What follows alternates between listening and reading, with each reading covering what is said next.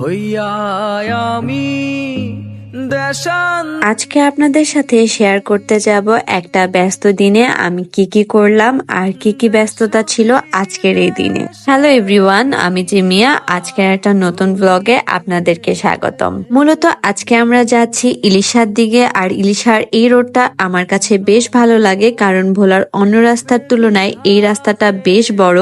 ইলিশা ঘাটে যাওয়ার মেইন কারণ ছিল আমার মেহেদির কিছু প্রোডাক্ট আসার কথা ছিল, আর গতবার যেহেতু আমার সুন্দরবনে অনেক টাকার প্রোডাক্ট চুরি গিয়েছে, তাই এবার আর রিস্ক না নিয়ে আপুকে বলেছিলাম মেহেদির প্রোডাক্টগুলো লঞ্চে দিয়ে দিতে।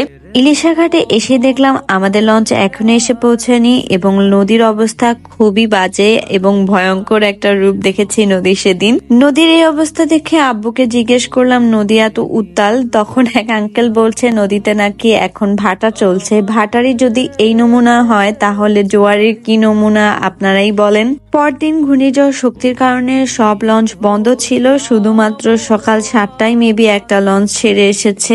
লঞ্চের মাস্টার আঙ্কেল আমাকে কল দিয়ে বললো তারা নাকি আধা ঘন্টার মধ্যেই পৌঁছে যাবে, কিন্তু প্রায় 45 মিনিট ওয়েট করার পর লঞ্চ দেখলাম আসছে। আর লঞ্চটা আসার সময় আমরা লক্ষ্য করছিলাম বাতাসের কারণে লঞ্চ একেবারেই আগাতে পারছিল না, আর লঞ্চের পুরো ইঞ্জিন একদম ছেড়ে দিয়ে লঞ্চ আগাচ্ছিল। আমার কাছে তো এই দৃশ্যটা দেখতে খুবই ভালো লেগেছে, কারণ সব সময় লঞ্চ ঘাট দেওয়ার দেখি, কিন্তু লঞ্চ আসার যে এই দৃশ্যটা এটা আসলেই অনেক সুন্দর ছিল।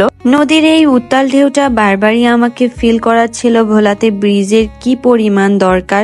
তাছাড়াও ঘূর্ণিঝড় শক্তির কারণে ভোলাতে বেশ ক্ষয়ক্ষতি হয়েছে এবং ভোলার অনেকগুলো লাশ চাঁদপুরে দাফন করা হয়েছে।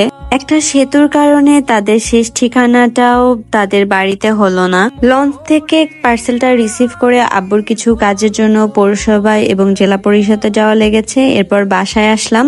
এরপরে রাতে এলমা আমাকে ফোন করে বলল বাসার সামনে একটু বের হ, আর তখনও না অনেক বৃষ্টি পড়ছিল।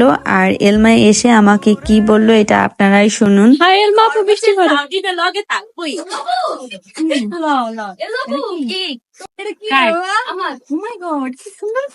এই ধর, এটা আমি দিছি। এই দেখলে কমেন্ট করবি না, তোর লেগে দাওয়ানোর কথা ছিল না, পরে মায়া লাগছে এর লেগে লয়ে আইছি একটুখানি। এটি আমি আনছি, আমি রান্না করছি। এটি আনছি। এটি আপনারা তো শুনেই নিয়েছেন এলমা করিম কি কি এনেছে। যাক, আজকের ভিডিও এই পর্যন্তই। Thanks for watching. Do follow me more.